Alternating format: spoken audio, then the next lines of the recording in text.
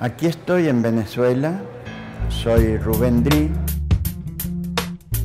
Yo fui sacerdote, perteneciente al movimiento de sacerdotes para el Tercer Mundo, por allá por la década del 60, en la época de grandes luchas latinoamericanas. En estos momentos soy profesor en la Universidad de Buenos Aires y milito en una asamblea, en una de las asambleas que se formaron en el 2001, cuando se quiebra el neoliberalismo, es decir, el momento de quiebre propiamente del neoliberalismo en la conciencia popular, y militando en el Movimiento Nacional Popular Latinoamericano.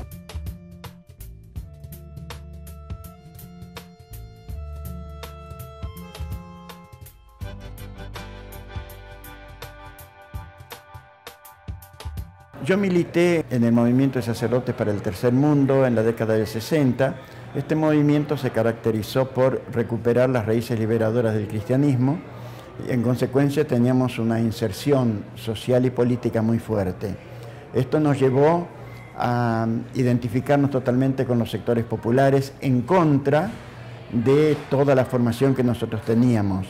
De hecho, nosotros hacíamos lo que puede denominarse una traición de clase, porque de una estructura que perteneció siempre a los sectores de la dominación, a las clases dominantes, nos habíamos pasado a los dominados, nos habíamos pasado a los pobres, a la clase obrera, y eso nos llevó naturalmente a muchos enfrentamientos, tanto con los poderes políticos que eran militares. A partir del 1966, de hecho, reina la dictadura militar en la Argentina. Me estoy refiriendo a una anterior, a la del 76, que es la dictadura genocida. Y el enfrentamiento con el poder político conllevaba también el enfrentamiento con las estructuras eclesiásticas. Nosotros no buscábamos directamente el enfrentamiento con las estructuras eclesiásticas, porque no planteábamos un gremialismo clerical, no planteábamos privilegios para nosotros, sino queríamos identificarnos con las luchas populares, porque entendíamos que nuestros privilegios debían ser también los privilegios del pueblo, ¿no? Pero necesariamente el enfrentamiento con el poder político y naturalmente con los poderes económicos conllevaba también el enfrentamiento con los poderes eclesiásticos, porque estaban totalmente mancomunados, ¿no?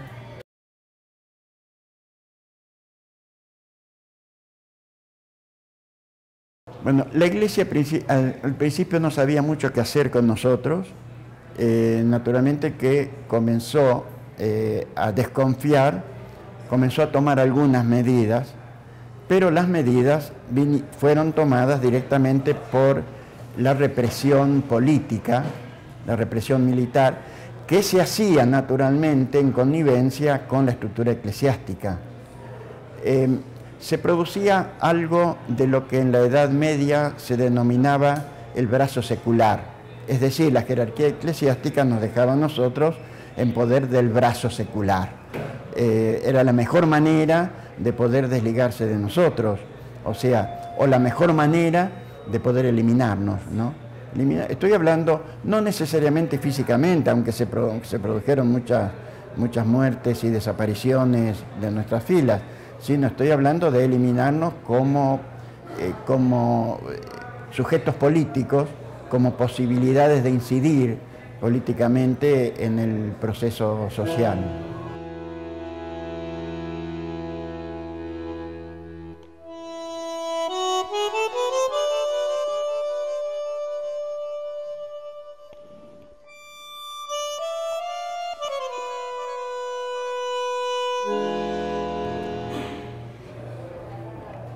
En la Iglesia, cuando hablamos de la Iglesia estamos hablando fundamentalmente de la Iglesia católica, ¿no?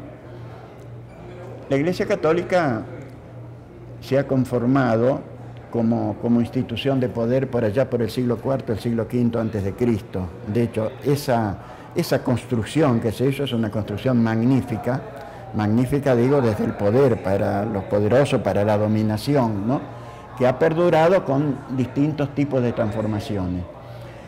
En nuestra modernidad cercana se produce un paréntesis que va de 1959 a 1979, 2 décadas, en la cual hubo dos papas que rompieron un poco esta tradición, que son Juan XXIII y Pablo VI.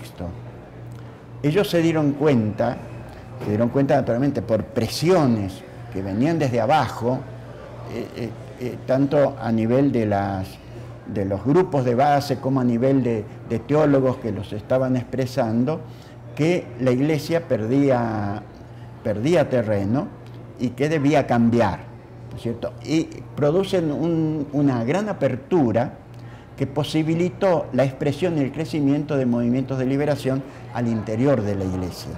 Es decir, esto duró 2 décadas, que fueron las 2 décadas a su vez de grandes luchas que hubo en todo el tercer mundo, sobre todo, y en Latinoamérica, con una gran acentuación después de mediados de la década del 60, década del 70, ¿no es cierto?, hasta la década del 80.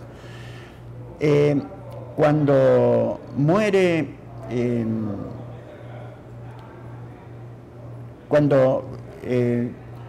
si muere Pablo VI, entonces eligen a otro papa que es Juan Pablo I.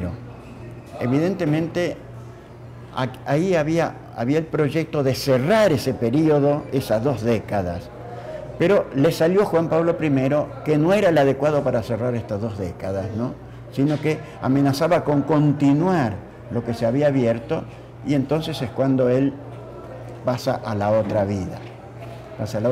Y eligen a Juan Pablo II, ¿no? Y con Juan Pablo II comienza esta nueva etapa de predominio absoluto de la derecha en la Iglesia. En esta lucha de clase, lucha de proyectos, comienza a triunfar el proyecto de la dominación, el momento en que comienza a triunfar el neoliberalismo. Una cosa no está separada de la otra, es decir, por eso no se puede hablar de una historia de la Iglesia o de nuestras luchas, digamos, como cristianos, de las luchas sociales y políticas, ¿no? Entonces, el triunfo del neoliberalismo está asignado por Margaret Thatcher, por Ronald Reagan y por Juan Pablo II. Juan Pablo II, precisamente, en el 89, da la encíclica Centésimos Annus, en la cual proclama a la economía de mercado, que era el neoliberalismo, como solución para los problemas del tercer mundo. Es decir, da la legitimación religiosa al neoliberalismo, ¿no? Y esa es la tarea, ¿no es cierto?, de la Iglesia oficialmente, y se da a la tarea a su vez de destrucción de todo aquello que se había construido en esas 2 décadas de que hablé anteriormente, ¿no? En este momento, bueno, ese proyecto sigue vigente. En la Iglesia se van notando a su vez movimientos no demasiado visibles, pero en la medida en que en los procesos latinoamericanos, a su vez los movimientos populares van tomando peso, también se va notando esto también en el interior de la Iglesia, ¿no? Esto es lo que está pasando en este momento.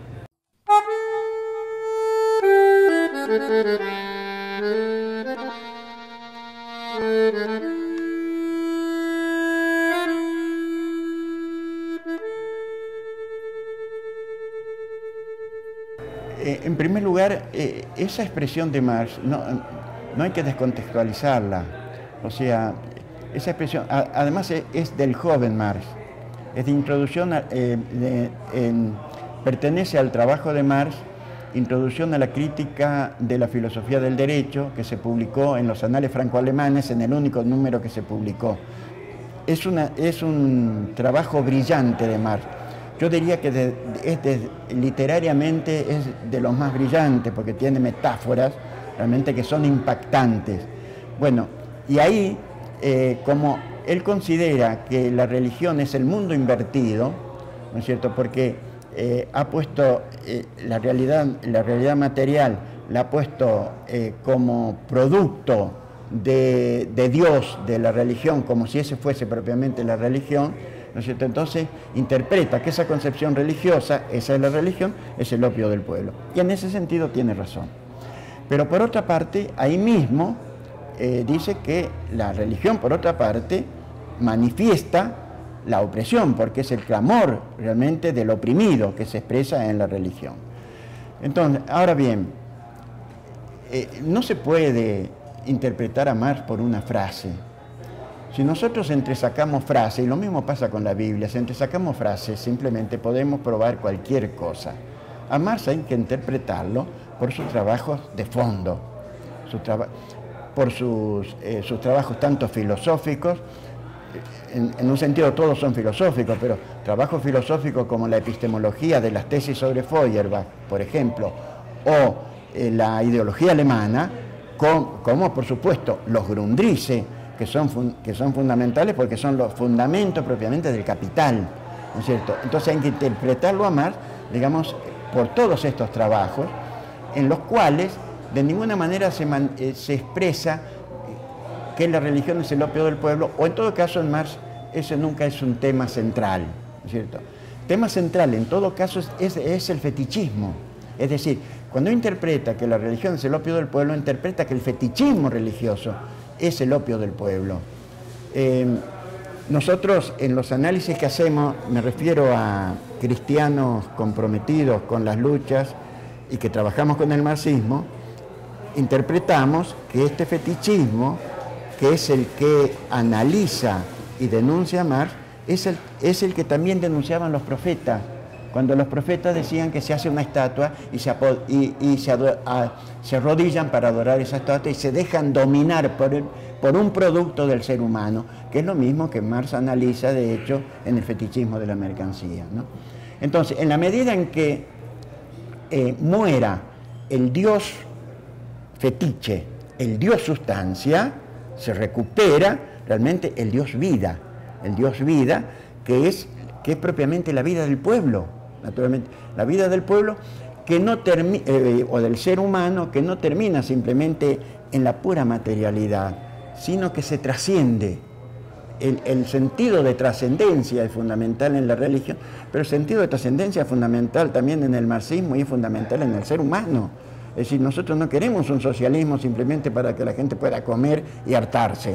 Queremos un socialismo para que el sujeto se realice en toda su faceta, para que sea libre, para que se expanda, ¿no es cierto? Y no se puede de ninguna manera reprimir este sentido de trascendencia, este sentido religioso, ¿no?